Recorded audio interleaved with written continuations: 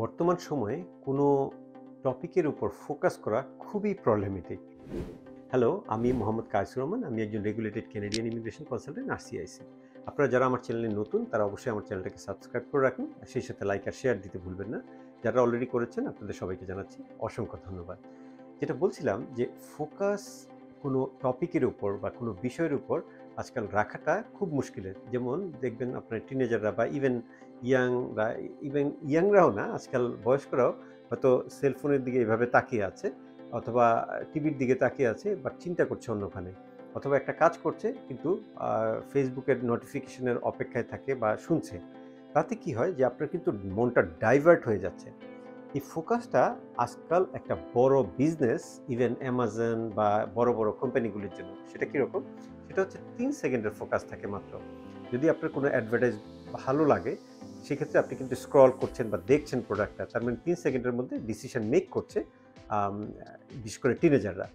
আর আমি অনেক স্টুডেন্টদেরকে দেখেছি যারা বাংলাদেশ বা অন্যান্য দেশ থেকে আসছেন কানাডায়, এসে কিন্তু ওদের ফোকাসটা নষ্ট হয়ে যায় পড়াশোনার জায়গাটায়, এবং এরা কিন্তু ব্রাইট স্টুডেন্ট।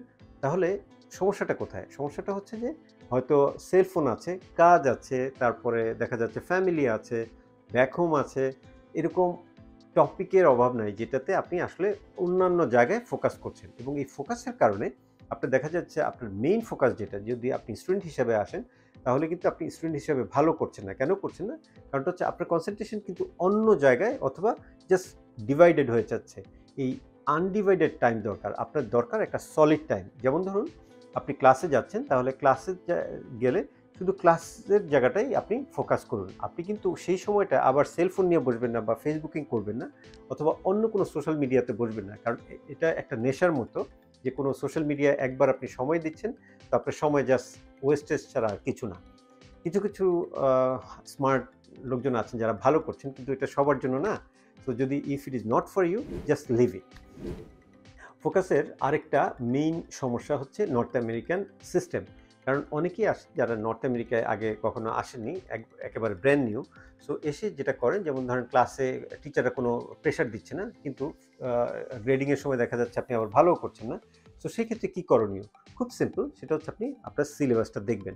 সিলেবাসটা দেখে আপনি দেখবেন যে এক্স্যাক্টলি কী চাচ্ছে, কত তারিখের মধ্যে চাচ্ছে যে প্রফেসর বা ফ্যাকাল্টি থেকে, যে কোন তারিখে আপনি অ্যাসাইনমেন্ট সাবমিট করবেন, কখন আপনার মিড টার্ম, এই বিষয়গুলো কিন্তু আপনি একটা কাগজে লিখে নিতে পারেন, আপনার নোটবুকে লিখে নিতে পারেন। তাহলে হবে কি, যে আপনি অন্যান্য যে ইস্যুগুলির কথা প্রথমেই বললাম, যে শয়ে ইস্যু আছে আপনার লাইফে, তো সেগুলিকে অ্যাসাইড করে আপনি জাস্ট আপনার যে কোর এডুকেশন যদি হয়, তাহলে এডুকেশনের প্রতি ফোকাস দেন। আপনারা অনেকেই শুনেছেন যে পৃথিবীর বিভিন্ন দেশ থেকে ডাক্তাররা, ইঞ্জিনিয়াররা কানাডায় এসে বা আমেরিকায় এসে ট্যাক্সি ড্রাইভিং করে। কেন করে? কারণটা হচ্ছে ২টা কারণ। ১ নম্বর হলো যে ব্যাক হোম থেকে হোমওয়ার্কটা ঠিক করে আসতে পারছেন না অনেকে। দ্বিতীয়টা হচ্ছে যে ফিন্যান্সিয়াল একটা অব্লিগেশনস থাকে ফ্যামিলির জন্য।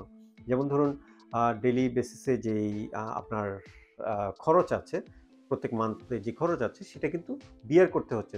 সুতরাং একদিকে ফ্যামিলি খরচ বিয়ার করা, আরেকদিকে হচ্ছে তার অন্য যে ধরেন একজন ডাক্তার ছিলেন, উনি এখানে ডাক্তার হতে চাচ্ছেন, কিন্তু ডাক্তার হতে গেলে যেহেতু সরাসরি হওয়া যাচ্ছে না, বিভিন্ন প্রসিডিওরের মাধ্যমে যেতে হচ্ছে, সেটাই কিন্তু আর ফোকাস করতে পারছেন না। সো পুরো ফোকাসটা নষ্ট হচ্ছে এবং তার লাইফটা নষ্ট হচ্ছে। ইভেন অনেকে কিন্তু ফ্রাস্ট্রেটেড হয়ে আবার হয়তো ব্যাক হোমেও চলে যাচ্ছেন। সো আমি বলব যে আপনি যদি আগে সুন্দর করে হোমওয়ার্ক করেন এবং আপনার ফোকাস রাখেন, অ্যাগেইন একই কথা বারবার বলছি এই জন্য যে আমি একজন স্টুডেন্টকে দেখেছিলাম, অনেক আগের গল্প। সেটা হচ্ছে উনি কিন্তু ডবল স্ট্যান্ড করা ছিলেন, এবং এখানে যখন মাস্টার্স করতে এসছেন বাংলাদেশ থেকে, উনি কিন্তু মাস্টার্সে কোনো মতে পাস করেছেন। যখন আমি জিজ্ঞাসা করলাম যে কেন এই সমস্যাটা হলো, তিনি আমাকে কিন্তু খুব সুন্দর একটা জবাব দিয়েছেন। তিনি বললেন যে আমি আসলে এখানে এসে কোনো প্রেশার পাইনি, সো আমি কনসেন্ট্রেট করিনি। সো না করার কারণে একটার পর একটা সেমিস্টার কিন্তু খারাপ হচ্ছিল, এবং ওনার গ্রেড কিন্তু খুব নিচে ছিল। আম তাহলে ফোকাস কিভাবে করা যায়? করা যায় একটাই সহজ একদম সনাতন পদ্ধতি হচ্ছে, আপনি একটা ডায়েরি মেইনটেইন করেন। সেখানে লিখে রাখেন আজকে কি করবেন। সকালে উঠে ১ম কাজ হবে যে আপনি আজকের কি কাজ সেটা লিখে রাখা, এবং চেক মার্ক দেন যে ওকে ফাইন, আমি চেক লিস্টের মধ্যে যেমন 1, 2, 3 3টা কাজই করেছি। Yes, yes. হয়তো 3rd টা আপনি করেননি।